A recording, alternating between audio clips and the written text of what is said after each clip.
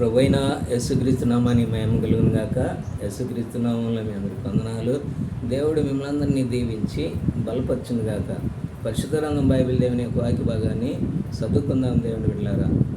మరి సామెతల గ్రంథము 15వ అధ్యాయము 24వ వచనము, క్రిందనున్న పాతాళమును తప్పించుకొనవలెనని బుద్ధిమంతుడు పరమమునకు పోవు మార్గమున నడుచుకొనును. ప్రభువైన యేసుక్రీస్తు నామానికి మహిమ కలుగును గాక. విన్నారా దేవుడి బిడ్డలారా? ఇక్కడ ఈ యొక్క వచనంలో ఉన్న సత్యాన్ని గురించి మనం ఆలోచించినట్లయితే ఏమని రాయబడుతుంది? క్రిందున్న పాతాళమును తప్పించుకొనవలెనని. పాతాళం ఉందండి, ఉన్నది అని బైబిల్ బాగా స్పష్టంగా మాట్లాడుతూ ఉన్నది. ఈ పాతాళం తప్పించుకోవాలి అంటే బుద్ధిమంతురాలైతే పరమమునకు పోయే యొక్క మార్గాన్ని గురించి, ఆ మార్గంలో నడుచుకుంటారు అని వాక్యం రాయబడుతూ ఉన్నది.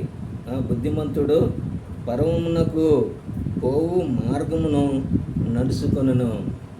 చూసినారా?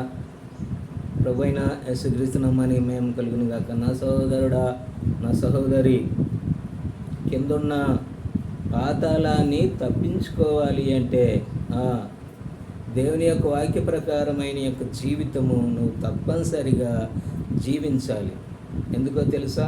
పాతాళము, నరకము ఉన్నది కాబట్టి దానిలో నుంచి విడిపించుకోవాలి, తప్పించుకోవాలి అంటే పరమమునకు పోయే మార్గము అంటే పరలోకానికి పోయే మార్గాన్ని గురించి, ఆ మార్గంలో నడుచుకుంటాడంట.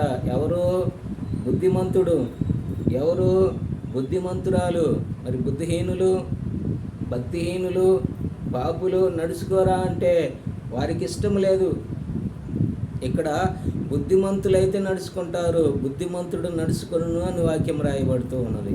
ఎందుకో తెలుసా? పాతాళము తప్పించుకోవటానికి పరలోక రాజ్యం పోవాలి, పరమమునకు పోయే యొక్క మార్గాన్ని నీతిమంతుడు తప్పనిసరిగా తెలుసుకుంటాడు, ఆ మార్గంలో నడుచుకుంటాడు అని వాక్యం రాయబడుతూ ఉన్నది. మళ్ళీ ఒకసారి చదువుతున్న గమనించండి. 24వ వచనము, సామెతల గ్రంథము 15వ అధ్యాయము 24వ వచనము. చదువున్నవారు దయచేసి చదవండి, ఎందుకంటే సిద్ధపాటు కలిగి ఉండండి. ఆయన రాకడ అతి సమీపంగా ఉన్నది. ఎప్పుడు వస్తాడో ఆయన చెప్పలా. మీరు మెలుగుగలిగిన పరిశుద్ధ జీవితము జీవిస్తూ సిద్ధపడి ఉండండి, నేను వస్తాను, తీసుకెళ్తానని చెప్తూ ఉన్నాడు. కనుక నువ్వు బుద్ధిమంతుడివి, బుద్ధిమంతురాలు అయితే ఆ కింద ఉన్న ప్రాతాలను తప్పించుకోవాలి అంటే సిద్ధపాటు కలిగి ఉండు సహోదరుడా, సహోదరి. ఎందుకంటే ఆ ఉగ్రతలో నుంచి విడిపించుకోవాలి అంటే నువ్వు దేవుడి పక్షాన నమ్మకంగా ఉండి బుద్ధిమంతురాలుగా తీర్చబడి, నీ పాపాలు క్షమించబడి, దేవుని దగ్గరికి దేవుడు కుమారుడుగా, కుమార్తెగా మార్చబడి ఆ పరలోక రాజ్యానికి వెళ్ళటానికి సిద్ధంగా ఉండు. అప్పుడు ఆయన మరి నిన్ను దీవించి ఆశీర్వదించి, నిన్నే కాదు నీ కుటుంబాన్ని కూడా దీవించి ఆశీర్వదించి బలపరిచి సిద్ధపరిచి మరి ఆ రాజ్యానికి నడిపిస్తాడు. దేవుడి వాక్యాన్ని దీవించి బలపరిచిన గాక. ప్రార్థన చేసుకున్నాను. ఆ పరిశుద్ధ మా తండ్రి, సర్వశక్తిమంతుడా యేసుక్రీస్తు ప్రభువా, ఉన్నత పరిశుద్ధ నామాన్ని బట్టి స్తోత్రమయ్యా.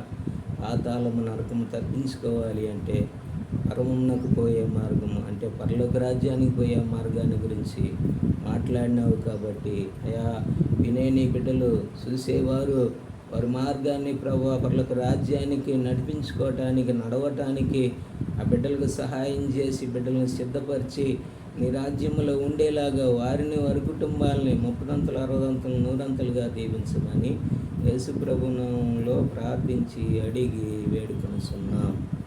ఆమేన్. దేవుడి బిడ్డలారా, ఈ వీడియోని కూడా లైక్ చేయండి, షేర్ చేయండి. ఈ పరిచర్య కొరకై మీరు కూడా ప్రార్థన చేయండి. ఆమేన్.